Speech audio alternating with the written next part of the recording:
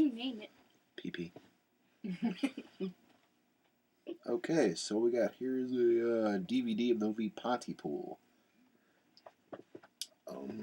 Last night, myself and Mr. Justin here were decided to pop in, a movie we found in the library. We were just messing around and looked at this and said one of the 25 best 90 movies ever made. So figured, what the heck, can't be that bad, right? So, Mr. Justin, how do you feel about this movie?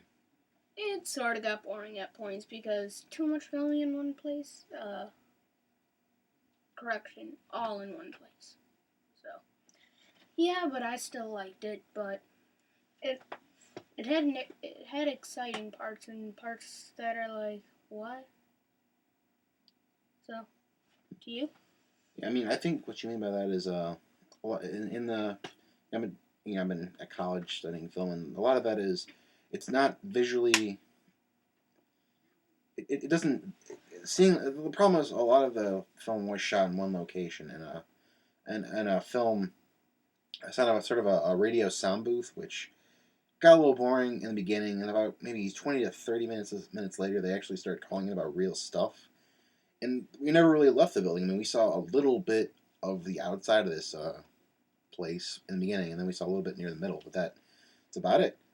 But I really dug this movie. It's a little bit of it was like Orson Welles, that guy did World of Worlds, meets George Romero, and it was not like it wasn't like if you love like Dawn of the Dead or 28 Days Later, it's not like just zombie movies, let's just say. Like if you love like action-packed zombie movies, it's harder to watch. Yeah. But if you're into the more maybe old school Night of the Living Dead, or I don't know, other kind of slower, more smarter zombie movies, and you're gonna dig this. I don't know. What do you think about the actors playing each character, like each of the 4 characters? They were okay.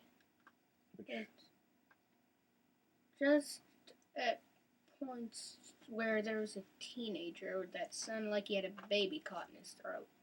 What do you mean on the? On the phone thing. Yeah, they were talking on the phone. That's why it calls in. Who I guess was being attacked by a teenager, and the teenager started making these really creepy, like childlike noises. And I mean it's fine. Yeah, I mean I didn't particularly like the guy, the main guy, the cowboy radio dude. He sounded real. I don't know. I dug his voice for some reason.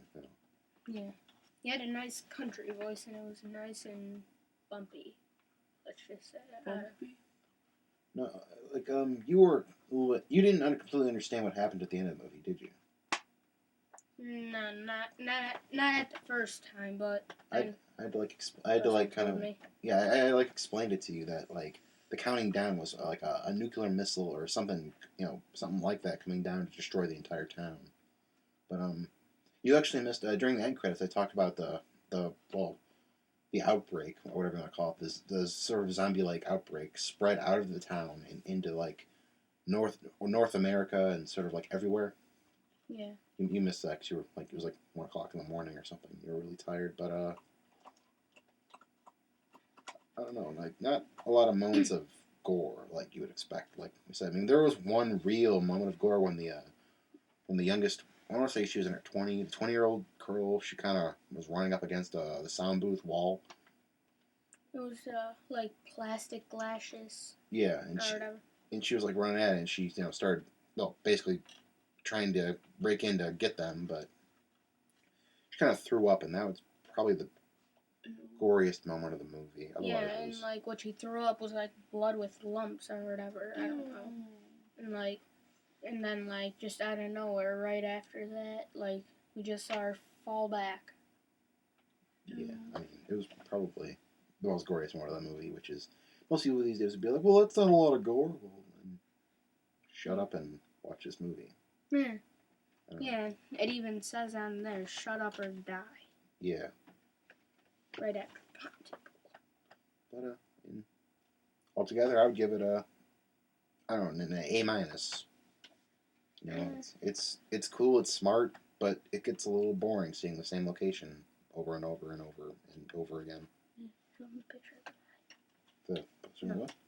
Bad. Yeah, I mean, here's the back of the case. Once again, I got this from the library. I don't own this movie or anything. I didn't make it. But what would you give it? A plus to F minus scale.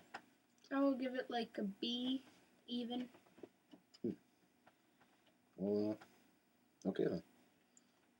Well, hopefully we'll be making more videos.